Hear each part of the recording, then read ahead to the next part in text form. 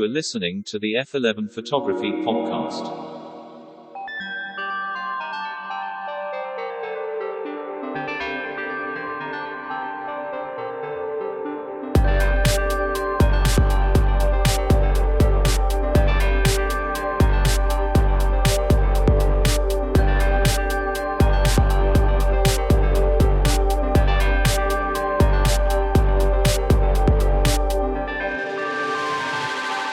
To the chasers of light, to the purveyors of pictures, to all of you listening from around the world, this is the F11 Photography Podcast.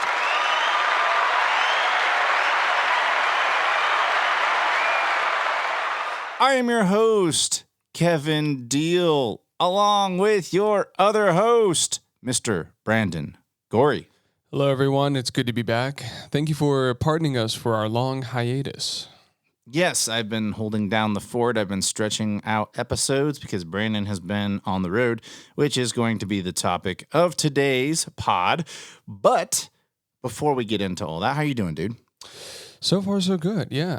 I'm really ready to get past this humid weather and into the cold front that's going to be coming in 2 days. Also, happy Halloween. Yeah, so if you're not familiar with Central Texas, it is like clockwork that usually on Halloween, it's the very first cold day of the year, the very first day of the year where you're like, oh my gosh, I need to put on a sweater. It's been that way for decades. I don't know what it is about the weather, but that is the exact day it typically happens within a day or two of that. So that's pretty cool. Yeah. Kevin, you've never told me your sign. My sign? Yeah. You're talking about that's because I don't believe in fairy tales. Oh, okay. Yeah, I was just on the topic of dates and decades of clockwork on dates. I was just wondering. I'm a Scorpio. My birthday is in a few weeks. You would be 2 a weeks. Scorpio. 2 weeks. Yeah. It's so funny. I see all these models who are like, I'm a Taurus or I'm a Gemini. I'm like, I don't fucking care. No. What's funny is like whenever someone tells me their sign, I look at them in the eye and I'm like, oh my God, that makes so much sense. I'm just gonna tell them I'm a rock, and you're like, you're not a rock. That's not true. It's like that's what does that even mean? It's like that's exactly how I feel about your sign. Yeah. It's like, because you see those horoscopes, it's like, well, everybody born on this day is like a backstabber. It's like, but I guarantee you I can find someone born in a 3-week time period who isn't a backstabber, which means that's fucking stupid and it's fake. Yeah, there's always going to be an exception. There's going to be probably millions of exceptions. Yes. because it's really stupid to say that people like, I see these people on my timeline. They're like, oh, Mercury's in retrograde. Blah, blah, blah. I'm like, I don't fucking care if Mercury is in retrograde. Imagine not being able to pay your bills and then you blame it on a planet that's like light years away.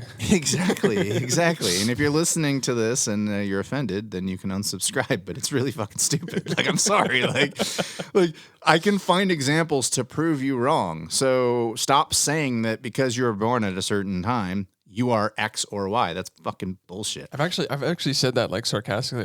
I've been like, yeah, I'm having a rough week. I think Mercury's in retrograde. And I just said that just, sarcastically, sardonically. And like this person got back to me like, yes, I've been feeling the same way. And I'm like, oh. Like, I'm sure that whenever Lee Harvey Oswald was born, if I read the horoscope, it probably says that you're a kind and compassionate person, but he fucking shot the president, right? So it's all a bunch of bullshit. I mean, think about all the fucking weirdos and sickos in the world. And I'll bet you if you go check out the horoscopes, it'll say something like, you're a kind and compassionate person. You read the horoscopes. Except they chopped this person up and turned him into a fucking lampshade. So maybe not. There's a grassy knoll in your future. Yeah. So anyway, our motto for this pod is chase light and not algorithms. And I do believe in that. However, there are aspects of my life where I am a little bit more attracted to algorithms than others. Instagram is not one of them. We've talked ad nauseum about how it's like, hey, just go create, go chase light, and don't chase algorithms. But I am a curious person, and I am an analytical person, and I have noticed that my engagement has been insanely low on Instagram over the past, I would say 6 months. So, I don't have like an ego. I don't think that my work is the greatest thing in the world and that I'm better than everybody else. But if you asked me, you put me on the spot and said, Kevin, evaluate your work right now versus your work 2 years ago, I would say that I am no worse than I was 2 years ago. I would argue that I've gotten a little better in the last 2 years. But if you took Instagram likes as your barometer, your measuring stick of how good you are, I'm about 3 times worse now than I was 2 years ago because I am getting about 3 times less likes, sometimes even less than that than I was 2 years ago, despite the fact that I have many more followers than I did. And so when you look at the statistics of it, it's kind of interesting because they're not pushing my work to as many people as they used to. So I'm just going to throw out a random number. Let's just say you have 10,000 followers and it's pushing it to 300 people. Well, you may have had 8,000 followers 2 years ago, but it was pushing it to 1,000 people. And so that does come back to the don't put all your eggs in one basket argument, because for whatever reason, Instagram is not pushing my work to a bunch of people. And really, it's also not pushing a lot of people's work to me. So obviously, Brandon and I, because we are podcast co-hosts and friends, we interact with each other online all the time. So I always see his work on Instagram, on Threads, and places like that, and Facebook. The algorithm loves to push Brandon's work to me because we interact with each other all the time. But there are people who I follow, who I love, and I haven't seen their work in 6 months. And I'll just be like sitting there and go, I haven't seen any work from so-and-so. Are they doing okay? And I look, and I see 6 months worth of posts that I've never seen, that have never been pushed to me, that is amazing work. And it's infuriating. And this is, of course, why you shouldn't run your business off Instagram, because you don't get to control who sees your work unless they just interact with you a lot. Because the same people are liking my stuff. So the people who were, whenever this algorithmic change happened, who were liking my work, I always get the same people liking my work. Now you could say, well, that's because those are the people who are fans of your work. But to my point, if let's just say you do have 10,000 followers, and let's just say half of them are follow for follow people, there's bots. Let's just cut half of that out and go down to 5,000. Okay, let's say you have 5,000 followers, but Instagram is only pushing your work to 300-400 people. That means that 1 out of every 10 people roughly who have gone out of their way and said, yeah, I genuinely like this person's work and I want to see it on my timeline, they're not even seeing your work. It's crazy. Yeah, I do want to say something about that. And it's that over the years, Instagram has prioritized basically interaction. And I know that's that's a given, that's an obvious. But it really is just like, if you're not commenting on people's posts, if you're not interacting with people on a day-to-day or weekly basis, then your audience, your reach both ways gets really small. So that's basically to say that you have to be on Instagram X amount of hours a day, like a teenager, which is like those are the people who get the engagement because they're constantly on it. You have to feed so much of your time into Instagram for it to proliferate the way it used to. Well, as frustrating as Instagram is and their algorithms, who's more frustrating? YouTube. So I have a YouTube channel, and unlike Instagram, I just put my Instagram out there to go, here's what I'm up to. And that's really it. YouTube, I actually do for money, because YouTube I do educational content. So I teach stuff to photographers. Hey, here's how you do this. Here's how you do that. Here's a lens review, etc. So I actually do YouTube for money.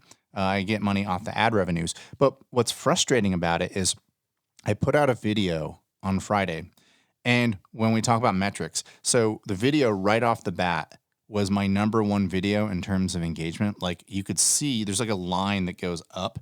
If the line's going straight up, that means your video is skyrocketing. If the line is kind of at a 45-degree angle, it's pretty average. If it's below a 45-degree angle, it's below average. So the line was going straight up for like the first 2 hours. And the way YouTube works is they sit down and they go, is this video worth pushing to people? And they evaluate criteria. So they go, okay, how many people are clicking on it based off of the thumbnail? So that's the click on rate. CTR. Yeah, CTR. They have how long are they watching it for? And are they liking and commenting on it? Okay. So my video that I released on Friday, about 1 out of every 3 people who watched the video liked it. That's a fucking high percentage. Usually it's like 10% or lower. And it was a very high percentage. And then the average person who was watching the video was watching it for about 1.5 minutes longer than any other video I've ever put out, which, if you don't know how YouTube stats work, that's actually a pretty large gap. Usually it's because people have really short attention spans. So if somebody's spending on average 6 or 7 minutes watching a 12, 13-minute video, that's actually really good stats because most people within 3 seconds are like, yeah, I don't like this, and they click, and that goes against your stats. So if people are watching more than 50% of your video, that's a really well-performing video. So anyway, I checked off all the boxes, and when YouTube got to the point where it decided whether or not it was going to push my video or not, it was like, nope. And you just see this thing skyrocket and then immediately take a 90-degree turn and level off.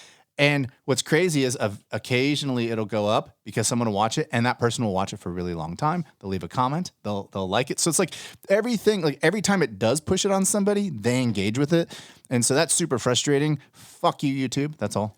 Dude, I do want to mention that a lot of companies who run their business off of Facebook ads and YouTube ads and stuff like that, basically any company that's not big enough to have an email list and a sales team to cold call, which is like over 50% of companies right now, they have to rely on the Facebook algorithm and the Google algorithm to push their Facebook ads. Now, what Facebook ads has done in recent years is they've lowered the amount of input control you can have on who you're targeting for your audience, and they've made their client base much more reliant on the Facebook algorithm, which is a lot more powerful because there's millions of data points on each new person that's growing every day as we all become more and more a part of the machine. But I've been looking at Facebook Reddit posts, Facebook ad Reddit posts and stuff like that, and there will be days and weeks consistently where Facebook ads just doesn't deliver. It just doesn't deliver as well. Yeah, I don't know. It's weird. But what I'm saying is you're putting your company, your livelihood, and you're paying employees. You're basing that all on the chance of whether or not the Facebook algorithm is going to perform better or worse than it should.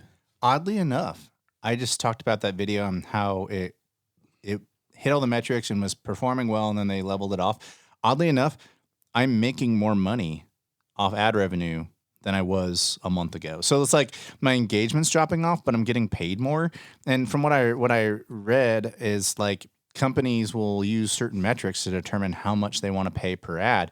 Well, that number has gone up. I'm getting paid more for every time an ad is shown, which is weird because they're kind of like capping my engagement, which is weird. They're capping who sees my stuff, which is weird. Does it get under your skin just how much of the content revenue, how much of your like man hours that you put into something content, you throw it into the void now? And I can call it the void because I think these companies are big enough that it really is the void now. It's not just YouTube versus another platform. It's really only YouTube that's going to deliver this level of entertainment for how long? It's always been a long form, more or less. Don't you think it's a little bit frustrating that all your hard work is really just ultimately determined by an algorithm?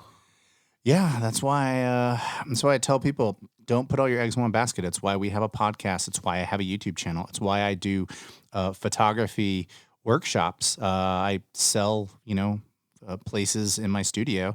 I have 4 or 5 people come in. They pay me money to teach them how to learn lighting, in addition to the fact that I am a working photographer. So very frustrating. Today's sponsor is MixGrade. MixGrade is an offshoot of Gamut. They make LUTs. They are a brand new company that actually launches on Halloween. So we are recording this pod before Halloween, but it'll launch after Halloween. So by the time you listen to this pod, it will be live. What is MixGrade? So Gamut makes LUTs for weddings and very basic base LUTs. What MixGrade is it looks to push the edges. So Gamut is known for preserving skin tones to the degree where they will not push certain colors. MixGrade is the opposite of that. MixGrade is, you want that avant-garde LUT look. That's what MixGrade is. And so you want to tap the brakes on the colors, you go to Gamut. You want to just blow right through the colors and do some really crazy niche specific specialized looks. That is what differentiates MixGrade from Gamut.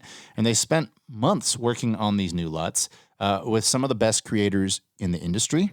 The price point is going to be lower than Gamut. So you're going to get these really beautiful avant-garde creative LUTs for less than Gamut. The Gamut LUTs tend to be between $50 and $100. I don't actually have the pricing for the MixGrade LUTs, but they are going to be less. And if you check out the code in the description of this podcast, you will get 10% off MixGrade LUTs today. So go check out Mixed Grade. They're a new company. They have new LUTs. They look fantastic. And they are a sponsor of this pod, and so is Gamut. So, Brandon went out of town. You may have heard me record a pod where I was talking about the solar eclipse that occurred a couple weeks back, or about a week and a half ago. And that's because Brandon wasn't here. I did it without him even knowing I did the pod. And I was all thinking, well, I'll text him and tell him I did. I was like, wait, he's in New York City. So Brandon went to New York City. I want to talk first about your arrival in New York City, because to me, like when I go to New York City, it's always culture shock. Like, it doesn't matter how many times you've been there. You have to kind of get reacquainted to the speed of the city, the size of the city, the attitudes of the people who are in the city. And so my first question to you about your New York City trip is, how long did it take you before you really felt comfortable waking up in the morning and going, okay, I've got my routine down? It was about the second day. I love it. I thrive in that sort of situation. Here in Austin, Texas, with the Southern hospitality, it's lovely. It's lovely when people hold doors open for you and say nice things and are polite and stuff. But I think it's overbearing, and I think it's social like taking someone socially hostage. In New York, it's very business forward in just your everyday interactions. Like if you are trying to hold someone for longer than the expected time for like a conversation or like a how do you do, you can watch people visibly like get enraged. It's really funny. Well, I think it's when we had Jordan Groby in here, I think it's because it's a city that's built up, not out. And there's just like this hostility that builds in people of being on top of each other. And so, get to the point, move on. What are we doing? Okay, great. I have somewhere else I need to be. Yeah, I'll tell you what. My first major interaction upon arriving in New York was in the JFK airport. I'm just leaving the airport. I'm heading towards the air train to take that to Jamaica and then to the Sea Line and up to wherever the hell I was staying. And there was a big German family with me. Dad, mom, and like 3 kids and like a daughter. 3 boys and a daughter. I almost said kids and excluded the entire female sex. But anyways, and so I'm at the air train ticket kiosk, and this is just for airport air trains. It's not for the air train or the train to get out of JFK. And I'm in there, and my credit card's not working, and it's frustrating, and everyone's tired. It's like 8 p.m. and everyone's just like, oh my gosh, like, can this guy just hurry up, and my card's not working and whatnot. And it's because I was buying the wrong ticket. And the woman behind me, the airport person, starts yelling at me. And she actually yelling, like a ridiculous yell. Like, it obviously wasn't about me. And like, I have my headphones on, and so like by the 4th time, like, I finally hear what's going on. I turn around, and like basically the whole area is just like looking at me because they're tired. They're not used to New York. A lot of them are foreigners, and they're kind of just like, oh, what's this spectacle? And I had to turn around and say like, what? Like, what's the issue? And like, because I was pissed. I was equally pissed. And she goes like, your card's not going to work there. You can't do it that way. And I told her, I looked at her, I said, do I look like I have any idea what's going on? I just got off a plane. And she goes, you have to go down there. And I said, that's more like it. And I walked over. And I'm like, I am in New York. You're immediately like, all right, I'm blending right in. So coming up, we're going to talk about the logistics behind the photography with Brandon and how he planned for his trip to New York City. This is Jason Berkman, and you're listening to the F11 Photography Podcast. All right, we are back.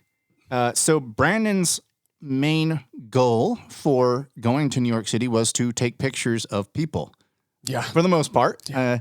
So we're going to keep that train on the tracks, but we are going to mix in just talking about New York City in general. So obviously, you can't get around New York City logistically in a car. I mean, you could, but it's not. And if you like sitting in traffic, sure. And then when you get to your location to meet somebody to shoot, where you're going to park your car. So New York is not logistically put together as a city where you really do that.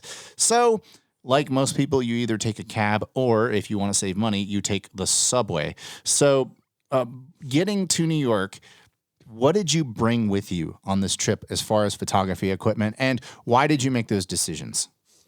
So, yeah, thanks. That's a great question. I I didn't want to haul a bunch of stuff. I just want to put that plainly. I wanted to haul at the least amount of stuff as I possibly could. That being said, I brought a small Pelican case that would house all my camera gear, everything basically that I would need to plug and play into a studio besides a laptop. The laptop would go into a separate camera bag that has a large cavity to hold anything extra, anything else, any extra cords, any extra like data, hard drives, you name it. So in the Pelican, I had lenses, camera bodies, film, SD cards, batteries, and the like. In my camera bag, it was laptop, it was any extra lenses, it was any extra film, and just any like extra things. Like if I was going to bring a jacket that day, I had to fit it in my backpack, or like if I was buying some knickknacks into the backpack. So speaking of lenses, I'm thinking as an environmental portrait photographer, I tends to love 28, 35, 50, and then 85 for close. So what did you bring lens-wise? Ooh, great question. I'll tell you what, I don't know why. It completely goes against my philosophy. I really found it interesting to lean to 105 and 85. Interesting. You know, I could see 135. I love shooting 135, especially compressing skyscrapers behind people. I could definitely see why a 105 would be appealing to you. But how much of your plan did you execute? Like, did you find that you ended up not using one of the lenses that you took, or did you end up using them all pretty equally? Great question. I ended up using them all pretty equally. Granted, I did a lot of the shoots I had planned out weeks and weeks prior. I planned out each different shoot, relative shot list, relative like what I was looking for. Now, a lot of these were test shoots for the most part, but I also I wanted them to look a certain way. So, majority in studio, I was swapping between the 85 1.8, the Seville Trox. It did its job really well, and the trusty Nikon 2470 f4. All the studios, they had pretty decent equipment, pretty great equipment. So there was really no issue. It was really just plug and play. But the bummer was, because I had 2 to 3 shoots scheduled per day. So the bummer was, if my first shoot wasn't in studio, I had to lug around 40, maybe 30, 40 pounds of equipment around with me all day. So I had some props in my bag as well as my laptop. My laptop's relatively heavy. I had a film camera and 3 lenses in my bag, different film camera lenses, some extra stuff for the Mamiya 645. And then I had my Pelican, which had my Mamiya 645, my Nikon Z8, 3 lenses for the Z8 and 2 lenses for the Mamiya. And so imagine, like I was up at 106th Street. Actually, no, it was 129th. That's the cross street. That's the lateral up there. And so all my shoots were in Brooklyn, Lower Manhattan, and Long Island. So by default, I was traveling at least 50 minutes to get to my location, which is two to three metro merges. So did you factor in that extra hour with every transfer, or did you start like learning like, oh shit, I need to cut these shoots short to get to my next shoot? I factored it in. I definitely factored it in. That was great. Kudos to me for actually like doing that. That's something I would have easily could have easily overlooked. But no, like I had these early morning shoots because I wanted the sunrise, and I thought it was going to be like a more leisurely in New York. It was not going to be leisurely at all. I was up at 5:30 every morning, near enough, and I was in bed by like 11 and like out by like 12. Now, the Airbnb accommodation was pretty rough. I'll be honest. Yeah. You're talking about the pricing. I was like, wow, that sounds cheap for New York City, and now we know why. Yeah. I thought I was getting a great deal because 5 years ago, $50-$60 a night got us like our own room in like this crazy factory warehouse called the Dog House in Lower Gwinnett. You got like half a bed. You were sleeping with the guy from Charlie and the Chocolate Factory. The unemployed grandpa was sitting next to you or something. Not far from it. I was in a bunk bed with the owner of the space and about 5 other people in a 500 square foot apartment. So it was like a hostel, basically. It was a hostel in an apartment, and for some reason, like the heating line actually was exposed piping going through the room. So it was 75, 78 degrees at night. I had to find a way to fall asleep in that. And it was brutal. I need it like 68, 69. I needed 68, 69 to even like think about it. So like imagine you've got to wake up at 5:30 a.m. You get to sleep and you're trying not to sweat. and you're like, okay, I am now past the 7 hours of sleep mark, going into 6, and it was stressful. So for a listener listening to this pod who's planning their first trip to New York to go shoot models, I guess the number one lesson out of this is plan your accommodations well, and the number 2 lesson would be make sure you give yourself time to travel around the city. Well, yes, but I mean, I don't know what the other. You got to have a friend in New York, because if you're not in this really tight hostile situation that's uncomfortable in many ways, you're paying upwards of $200, $300, $400 a night. You may as well stay in a Motel 6 in Jersey or something. That's precisely why I haven't done a New York City trip in a while, because I don't want to pay $400 a night. It's like, three nights in New York City is over $1,000. That doesn't include any of your travel. That doesn't include any of your food, any excursions. You want to go catch a Broadway play or whatever, rent a studio, etc. Yeah, like it doesn't include any of that. So it's like, I mean, by the time you get all that, you're probably sitting at $2,000 for 3 days. Yeah, I hope you got a good gig. you Yeah, know, for sure. Make sure you're getting paid. But so you are a planner, and we've discussed several times on this pod. You plan, you map things out, but you also prepare yourself for the unexpected, because that's just going to happen. And I would imagine in a city like New York City, there's going to be unexpected stuff that comes up where you're just like, oh, I guess I'll lean into it or I'll abandon my plans. And so, you talked about certain places that you were going to go visit, things that you were going to set out to accomplish. So what did you set out to accomplish, maybe that you abandoned? What came up that turned out better? What did you execute that went exactly to plan? I'm assuming your studio stuff tended to go a little more to plan than the stuff out in the streets, which may be a little bit more chaotic, but you tell me. Go ahead. Well, yeah. So the overarching theme was like I wanted to get as much high quality shots and network and meet as many people as I possibly could while I was there, and kind of just get that whole thing going. That was the idea. I had a budget. The budget was coffee and like terrible coffee and bagels every day, every morning. The bagels weren't terrible though. You're in New York. Bagels were so good. You spent like $2 on an egg, everything bagel, and like with whipped cream. Not whipped cream, sorry, cream cheese. And it's like half the price of a bagel you could get here. And it was just so good. It's like, oh, this is what a bagel's supposed to taste like. Yeah, that and like the street pizza there. You buy a slice for a couple bucks, and you're like, holy shit, this New York pizza is amazing. Even the hot dogs, even the vendor hot dogs. Now look, I also want to say that I wasn't, I was eating out at nice restaurants as well. I treated myself to some bougie ass places, steak and all that, and lovely wine. But I also got a hot dog by, outside the Met, and the hot dogs were great. It was fantastic. But anyways, we're digressing. No, it's fine. This is a trip to New York. It's a very interesting episode that I'm sure a lot of people are interested in. So go ahead, talk about things that you planned that maybe turned out not so the way you wanted them to, and things that were exactly to plan. And go ahead. Okay, so you were absolutely right. You hit the nail on the head. The studio shots went really well.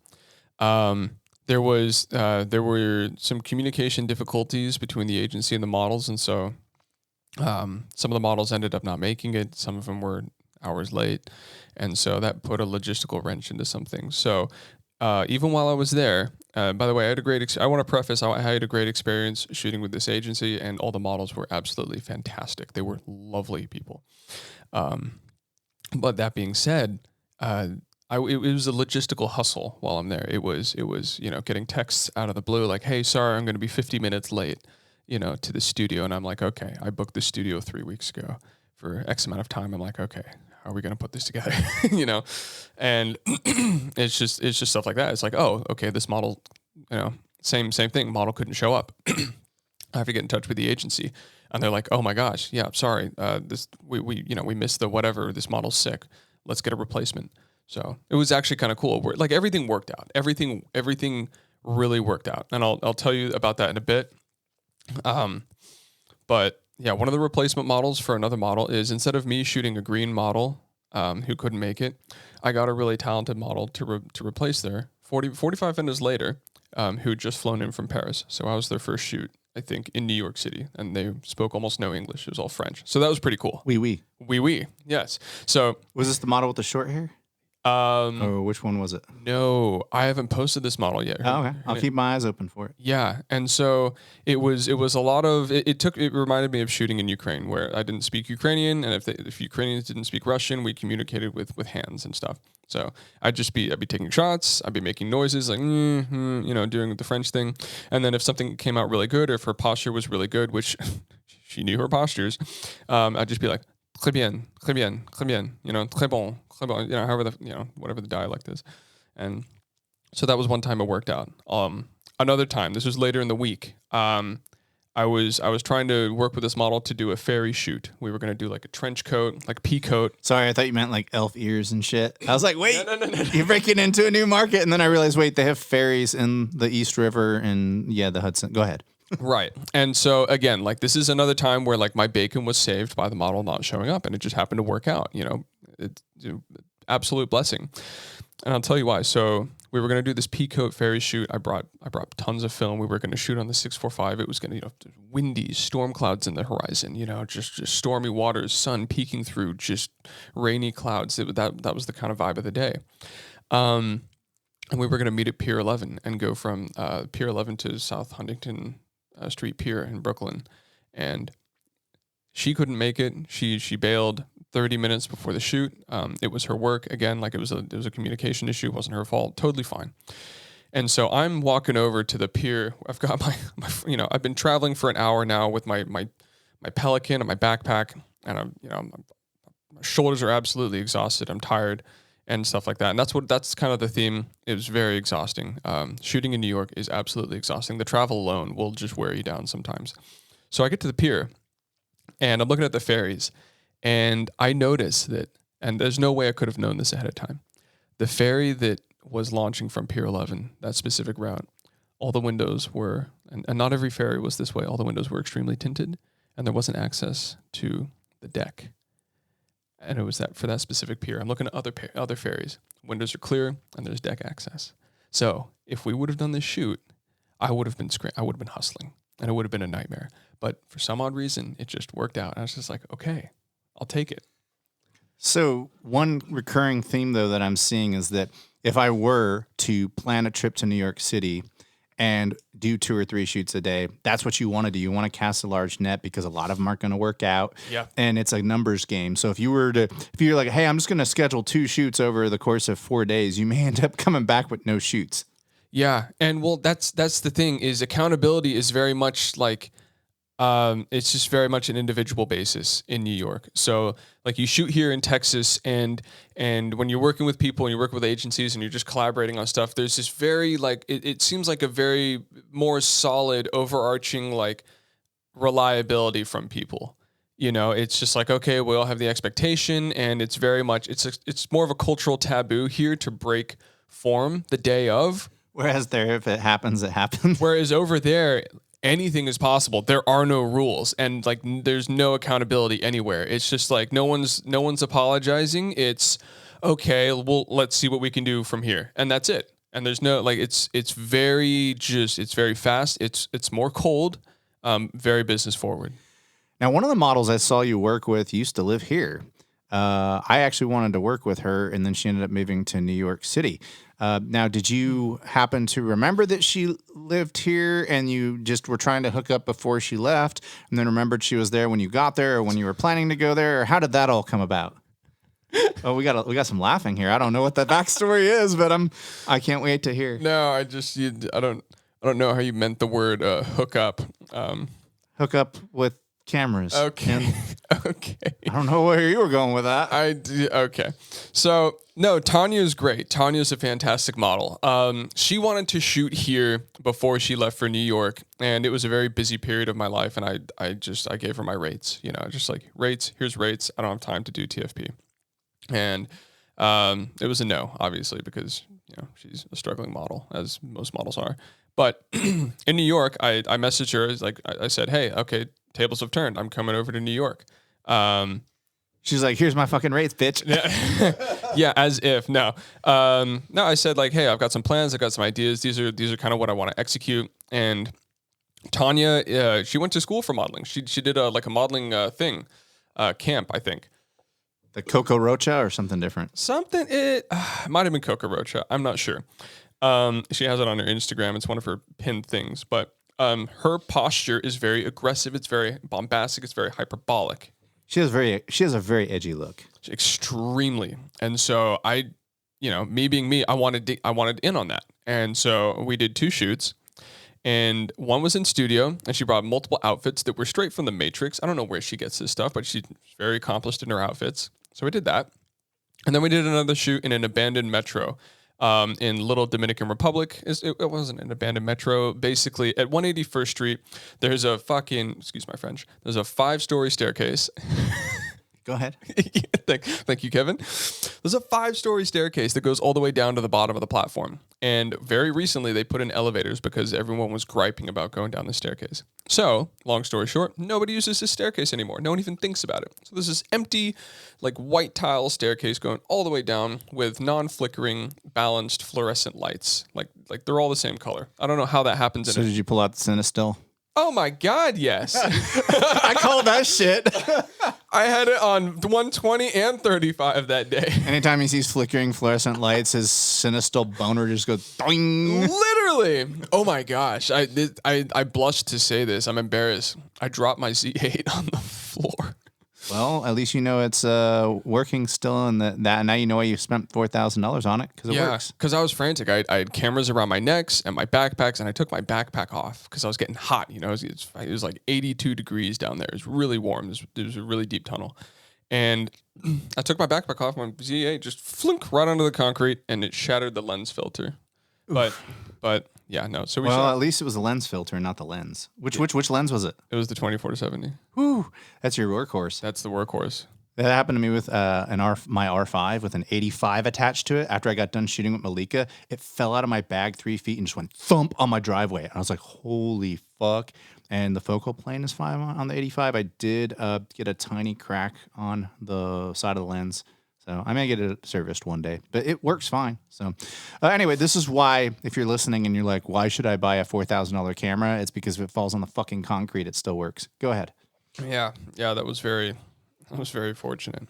But yeah, working with Tanya was great. In fact, most of the people that I shot with have not been in New York for longer than a year. One of the models I shot with, her name is Gia. She's from Killeen, Texas. Go figure, It was at that moment I noticed the Southern accent. Did you link up with Ethan while you were there? And Ethan? No, I didn't. I was meant to link up with a number of artists, a number of creators while I was there, and I didn't get around to it. I met with a wonderful, fantastic photographer, Anon. She's got a very complicated last name. I'm not going to attempt to pronounce it, but fantastic photographer. She's worked in Dallas a lot, and she recently moved to New York, and she's just putting out phenomenal work. She recently got published in an editorial. She recently shot a music video for a wonderful artist named Sab's Music, or I Am Sab's Music. So I did get to meet with her. I got to meet with her friends, and that was a lot of fun. And I'll tell you what, it was meeting with these people in New York that answered a very crucial question that I set out to find upon traveling to New York. And that was, do I need to live in New York to shoot in New York, to get commercial, higher gigs? Do I need to move to that next level? Do I need to move to New York to do that? And that was one of my big questions I was going to ask today. So coming up, Brandon is going to talk about whether or not he should move to New York City. You are listening to the F11 Photography Podcast. All right, we're back. We're continuing our conversation with Brandon about his excursion, his trip to New York City. So, yes, going and shooting in New York for a week, do you feel like you're missing out in your career by not being in New York City? Yes. It's yes. How do I put it? I can shoot here. You can make a living as a photographer here in Texas, and it's not too difficult. It's as difficult as anything else. You're running a business, for goodness sake. It's hours, it's planning, it's strategy. There's a learning curve to everything you do, both creatively and logistically. But the clients that I want to shoot for aren't here. You know, if I want, like, I can't shoot what I like to shoot with my own creative vision and do that and get paid while I'm here, unless I'm doing it for personal entities, entrepreneurs, people who have their own brand, and that sort of thing. Solo enterprises, I can do that definitely because they seek me out for that. But if I'm like, there's no brand here, there's no editorial here in Texas that is in line with my style of photography. And I don't think, actually, I think that's the way for most photographers. You know, you do have to adjust to shoot people, here. And I'm fortunate enough to be talking with you because you work with a lot of commercial agencies here, and you shoot a lot of stuff that is outside your natural photographer's eye. You're shooting for them, not for you. 100%. Right. And of course, there's always going to be a sense of I'm shooting for them, not for me in any paid gig. That's always going to be there. But I'll give an example. In New York, the majority of brands there are minimalist, sleek. They're going to be very natural, neutral tones. They're going to lean to the darker side, the darker, moodier side. Which is what you shoot. Which is what I shoot. And it's not like, okay, I'm going to make this ridiculous, like, over the top shoot for them and pitch it. I'm going to be shooting within my range. I'm going to be shooting colors that I know how to edit really well. I'd be shooting brands that I'd probably be happy to wear, which is going to be minimalistic leather. It's going to be your basics with a New York flair. It might be some longer tops, some trench coats, some thick black boots, very New York stuff. And that's stuff that I'd wear. That's stuff that I like to shoot in any case. In fact, a lot of models that I have testing in Austin, I have them show up wearing that stuff to test because that's kind of like the look. And there are brands here in Austin. There are editorials here in Austin, but they're very few and far between. And it's,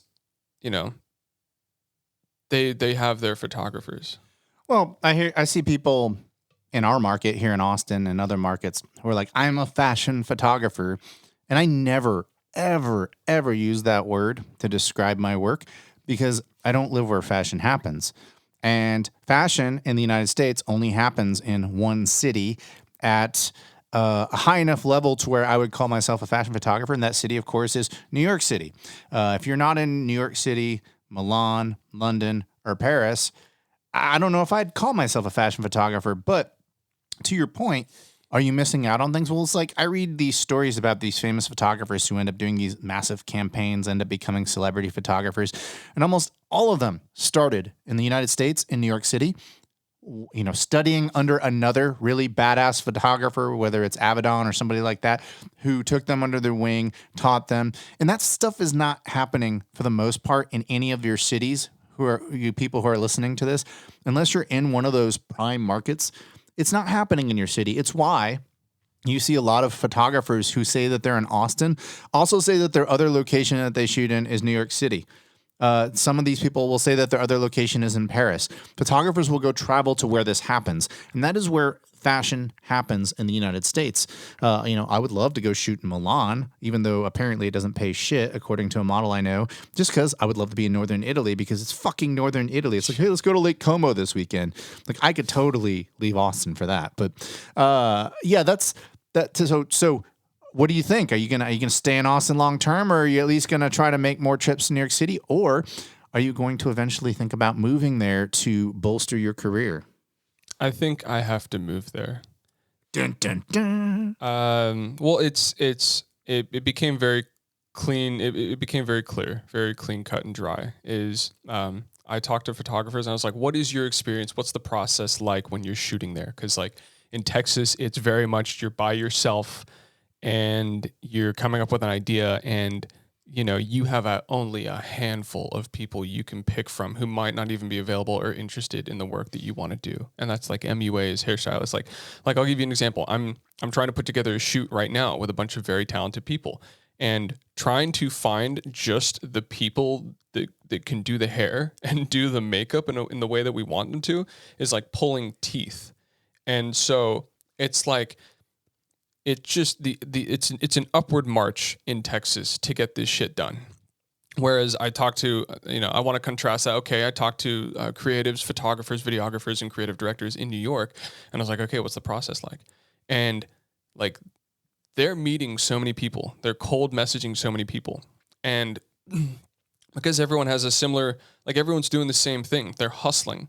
Everyone's got their day job or not, and they're making enough to squeak by on their living situation. They're making enough to just live, and then the rest of their time is devoted to meeting people, putting together shoots, connecting with other people to work on other shoots. You know, like, okay, there's a commercial shoot going on over here. I just met you from this other shoot. You need an extra grip. You need an extra, assistant. You need someone to do this. Okay, cool. Now I'm there.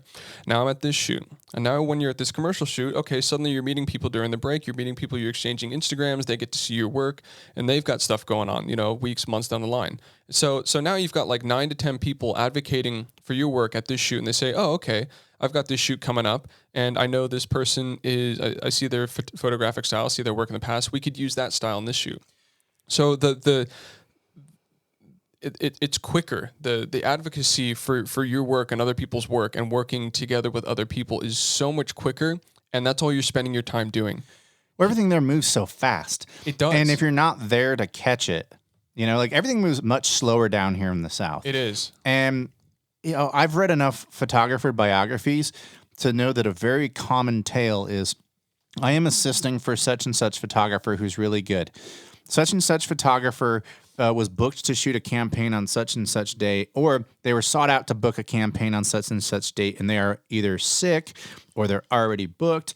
And if you're a good business person, anytime anybody reaches out to you and you tell them no, you always come back with, I can't do it, but here's somebody I recommend to do it. Well, oftentimes when you've hit a certain level, that person that you're mentoring with will recommend you because they're like, hey, I can't do this gig, but so-and-so who you've seen on a bunch of shoots we've done in the past, they can totally do it. So go ahead and, use them. Yep. And if you're not there when it happens because you're in Texas and you're not in New York, because that's where this is happening, you're not going to get the gig. They're not going to call somebody up in Austin and go, hey, do you want to fly out here to shoot this campaign? We've never used you before, despite the fact that there's 6 people in New York City here right now at this very moment that we've at least run into once as a grip or something like that. With dedicated studios. With dedicated studios, with a portfolio in the city. We know they know the city. They can shoot in the city. Who do you think they're going to choose for that job? Exactly. They don't have to pay that person's travel fees or any of that. They just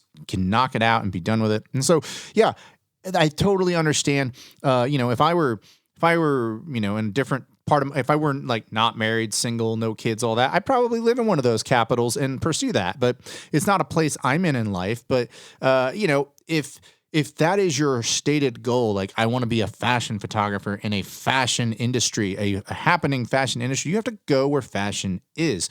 And you have to go where these commercial campaigns are. And so Madison Avenue, places like that, New York City, that's where you're going to go. But coming up, we're going to talk about more logistical stuff of shooting in the city and shooting in studios. Hey, this is Vanessa Joy, and you're listening to the F11 Photography Podcast. All right, we are back. Before we move into the studio part of it, I want to talk about the city itself, because I remember when I went to New York City, the last time I went there, the temptation to just stay up all night and just, because it is truly the city that never sleeps. If you've never been to New York City, it never really truly shuts down. You can always find something to do at all hours of the day and the night. And so you have to have like an internal discipline. Now, sometimes your internal discipline is that you're just super tired. But I remember when I went there, there were people who would work a 9-to-5 job. They would get home from their 9-to-5 job. They would fall asleep at 5. They would wake up at like 11 p.m. or midnight. They would go party all night long, then go to work, and then fall asleep. So it's like the opposite of how we do things. So here in the South and the rest of the freaking country is you get up, you go to work, and then after work you go unwind, you go hang out with friends, you go play pool, you go catch a ball game, whatever, and then you go to bed. It's flipped the script over there for some people. And so to my point is, were there times when the city was just overwhelming you and it was hard to focus on your gig? Or did it take you a couple days to learn how to tune the city out? Did the city distract you and pull you into certain places you didn't anticipate? Tell me about it. It's funny that I have the tiredness problem here in Austin. It's so slow, and no one's making you do anything. There's no energy here. It's a very cozy city. And when I say there's no energy, I don't mean that it's like an old folks home. I just mean there's no hustle and bustle. It's very just everyone's doing their own thing. There's a lot of people running. It's a very soft-spoken city. And people smoke a lot of weed in the city. Go on. And people smoke a ton of weed in the city. They smoke a ton of weed in New York, and they'll smoke it on the streets too, in the broad daylight, which is actually, I find that really funny. But no, the hustle and the bustle, the loudness, the alarms and the sirens and the ambulances driving by and the police cars and the nearly hitting shoulders with every person you're walking by and just staring at people and just that sort of like just that territorialness of I'm my own walking fuck you, in the city. That is energizing. That actually makes me forget that my knees are sore. That makes me forget that I've had 30 pounds on my shoulders for the better part of 3.5 hours and it's only noon. It makes me forget all those things. I can keep going. And that's the thing. When you're walking 15 to 20 miles a day, which is not unheard of in New York, I was there and I was there to work, so I was probably walking more than most people for that reason. But your body starts working better. You eat food and that food doesn't affect you because you just walk through it. The food's like it's there and then it's gone. It's like being in Italy. It's like you're eating all this amazing food, you get overstuffed, but then you walk because there's no you got to walk everywhere. Yeah, so it's like you drink. You have a beer for breakfast, you have a beer for lunch. Doesn't matter. You're not getting drunk. You're not getting tipsy. You walk right through it. You walk through all your food. You walk through all your coffee. You can have multiple coffees a day and still sleep soundly at night because guess what? You're not in Texas where half the shit you're doing is sitting down at a cafe staring at a laptop. You know what I mean? You're out and you're working. You're out and you're doing things. There's a lot more motion, and I think it's good for the body. So to answer your question, Texas, Austin specifically, is so cozy. It's so lackadaisical. It's so warm and fuzzy. It puts me to sleep. New York, I can happily walk. Even when I'm tired, I just walk right through it. I don't care. The energy is so immense. It was that way in Ukraine, too. Ukraine's a very hustle and bustle city during the day. And I could walk 10, 15, 20 miles a day. No problem. You just keep going. Yeah, I remember that when I visited back. I had a Canon 30D, and I was doing street photography in New York City. And my drive to just keep going, I was like, no, I just want to keep going. I want to see what's around the next corner. And of course, you have this gigantic grid city of hundreds and hundreds of blocks, and it's just like, I don't give a shit. I want to see what's around the next corner. Someone's getting pissed on, whatever. Yeah. But okay, that's cool. But let's talk about the studios. So, from what I was told in brief conversations with you, apparently studios, even though everything in New York is way more expensive for the most part than here, except bagels, apparently the studio spaces there were really good bargains, right? Oh, fantastic. Yeah. That was one place I actually saved a lot of money on. So the studios were amazing. I shot out of three different studios for a total, like a cumulative of 12, 13, 14 hours. So I was booking hella studios. And a lot of them, this was really great, is I didn't have to meet the guy that owns the place. That was not a thing. Just like you were explaining to me how you were going to a studio and they give you a code and that's it. That's kind of how it was for where I was shooting. I'd go to these big industrial complexes where it was just a warehouse of studios, just a whole block and a half of just, 5 to 12 floors, some of these places. And it was just big studio spaces. And so one studio I went to is absolutely insane. It was on Peerspace. It was like $65 an hour. And you go there, they had 2 cyc walls. They had a green screen cyc wall and they had a white cyc wall. They had 3 Profoto lights with 4 modifiers for them, batteries charging. And did they have a Nikon trigger? They had a universal trigger just sitting right there. Perfect. Yeah, everything was just ready to go. They had like endless C-stands. They probably had like 10 different variations of the V-flat that are like homemade and whatnot, just huge. And so everything just worked. I didn't have any problems with the studios. There wasn't that like, okay, I have to come in here and like give myself half an hour to kind of like get a feel for the studio and kind of just like troubleshoot. I didn't troubleshoot in any of them. I think that there's an expectation for shit to just work or fuck you, give me my money. Or maybe I could be wrong, but the studios just worked. It was fantastic. And so, yeah, I'm going to continue about this same studio I was talking about. $65 an hour, 2 cyc walls, all this gear, all this equipment.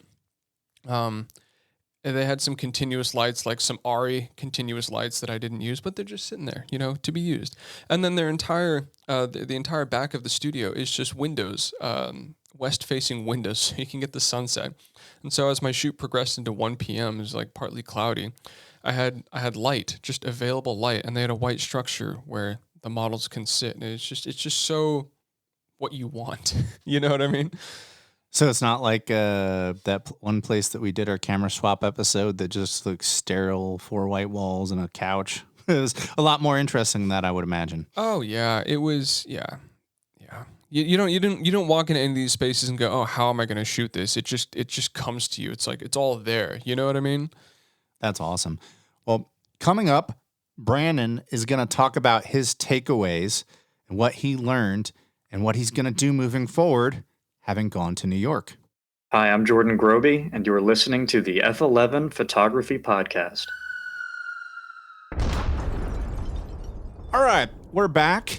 We're having a really cool conversation with Brandon about his trip to New York City. I have learned a lot in this episode, and so we're going to kind of summarize the things that Brandon has learned on this trip, maybe things that you can take away listening to this episode. Obviously, you've determined that at some point you may have to move there if you're going to stay on the trajectory that you're at. You've determined that the studios are awesome, but a good deal. You've determined that the city gives you drive, so it doesn't suck you. It doesn't suck your energy down. Helps when you finish the sentence. It doesn't suck you off. It doesn't suck your energy down. You found that the logistics of planning with models and working with agencies ended up, being hit or miss. So what are some other big takeaways that you have from this experience? I'll just go through them. Big takeaway number one: everyone you work with there is also there to work. Everyone you're working with there is also looking to put food on the table, and they're grinding. So no one ever showed up to any of these shoots, and we're kind of just like half-assed, like, oh, I didn't get much sleep last night. Like, no, everyone's working, and that's brilliant. Everyone's trying to put their best foot forward. Unlike in Austin, where like people just shoot here for fun because they're in advertising. You know what I mean? Takeaway number two: test shoots aren't a big deal, and no one cares. It's easy to get wrapped up in test shoot here in Austin, like planning and like, oh, I've got this cool concept for it and all that. And, people will like cheer you on. Everyone will be like, yay, this is so cool. And the agencies here will be like, wow, we love it. This is so great. And everyone involved will like be on Instagram, like, oh my gosh, like what a great shoot. Nobody does that in New York. Nobody cares. So like here, test shoots can seem bigger than they are. And, going to New York, I just realized like, oh my gosh, like, okay, just give them their 8 fucking photos so they can put it on their wall, and that's it. Keep that in mind as I leave this pod today to go do a test shoot for an agency. Go on. Yeah, it's just like everyone here. There's so much fluff here that you forget just how little you're actually doing compared to what you want to be doing. It's so soft here, and I need to remember that. Another takeaway is plan more. Expect the unexpected. Again, here a lot of people people won't flake on you here just by virtue that they can't handle the guilt and anxiety, because we're very anxiety driven. Like the creative space in Austin is anxiety driven. I'm sure we all just kind of knew that. It's timid. It's very just like, I guess I'll sacrifice my personal time and go to this shoot even though I don't want to do it. People will show up to a shoot and like you can tell they don't want to be there. That doesn't happen in New York. I shot 9 models there. Not one of them gave me that. It was hit the ground running. Let's work. Now, do you feel like from this experience, do you feel like it's kind of sharpened your focus on the types of models you want to work with here in Texas, and that you're going to be maybe a little bit more discriminatory? Yeah. You're going to be more picky about who you decide to work with? Absolutely. In fact, I didn't want to say it because it's just mean. But there are so many. No, I get it. I know what you're talking about. Like I see the way people like treat a shoot on their social media. Yeah. Like the way like it's like look what I did. But it's not really like, look what I did for my book. It's just like, look at who I worked with and, you know, that kind of shit. And it's like, no, like they don't, I'm much more in tune, like with you. It's like, I'm more concerned about what we came up with. Yeah. And it's, oh my goodness. Yeah. Shooting there, it just made me think of, and this is going to be so mean. And so just not Texas, not polite.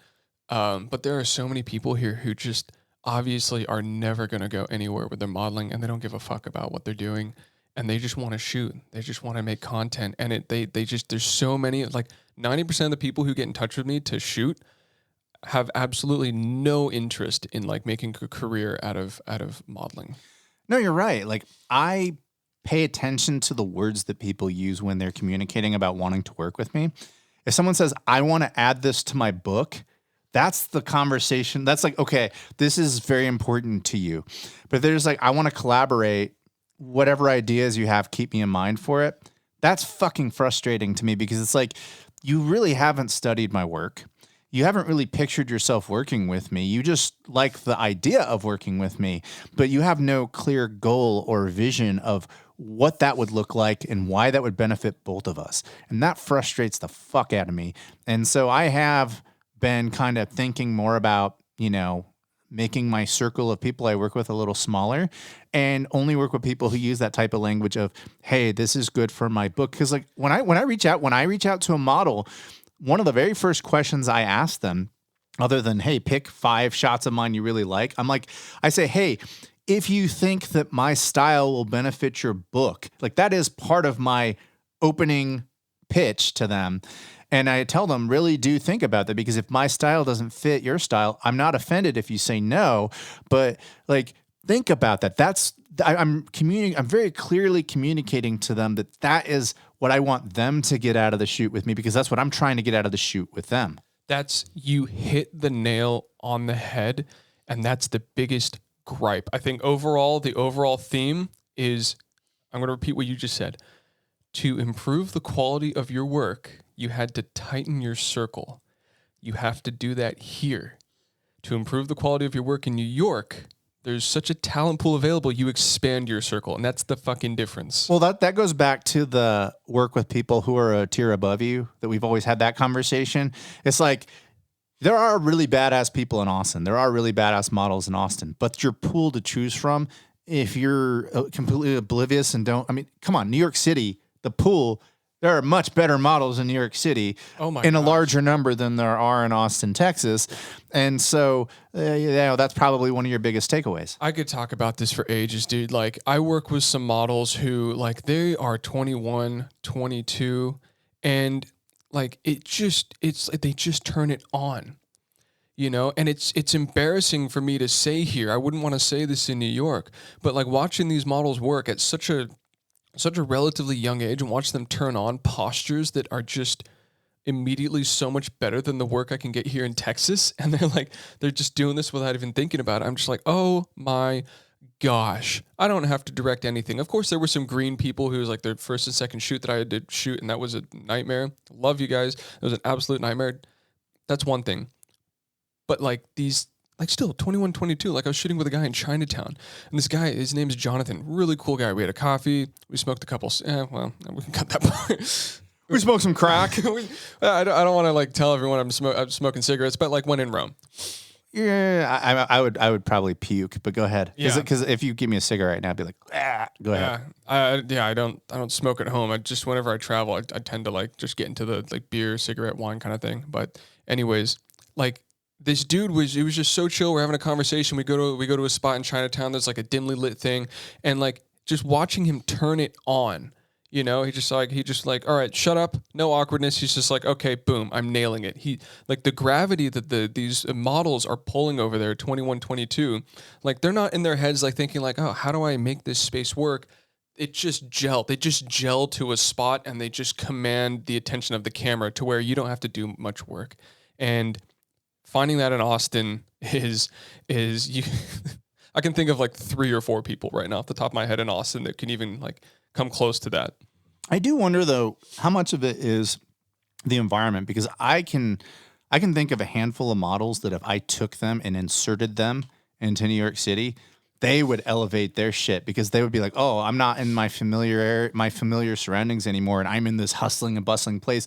And, you know, in the very same way that you said that the energy of the city elevated your photography, I wonder how much it would elevate certain models who are in our market.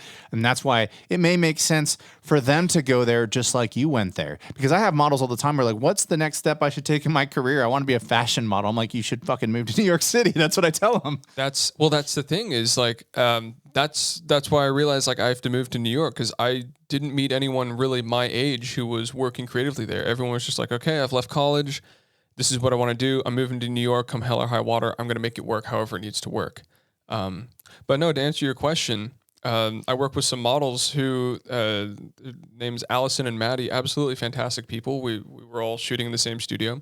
And again, unlike a lot of Texas models, like they can walk in front of a white backdrop and command attention elegantly with their posturing. It's just second nature. They have a white backdrop, very minimalist clothing on, and immediately it's just like, boom, we're modeling. Boom, we're shooting. It's amazing.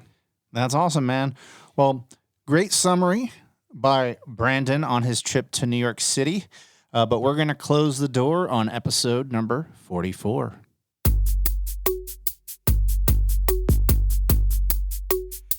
That does it for today's episode. We thank each and every one of you for tuning in.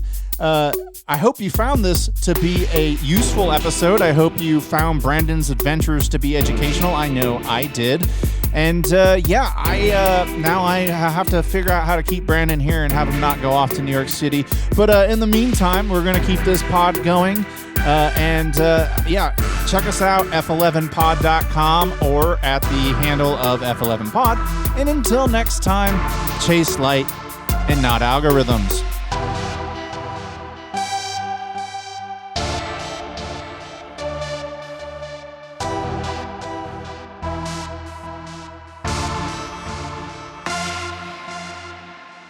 Thank you for listening to today's episode. For more information about this podcast, go to www.f11pod.com.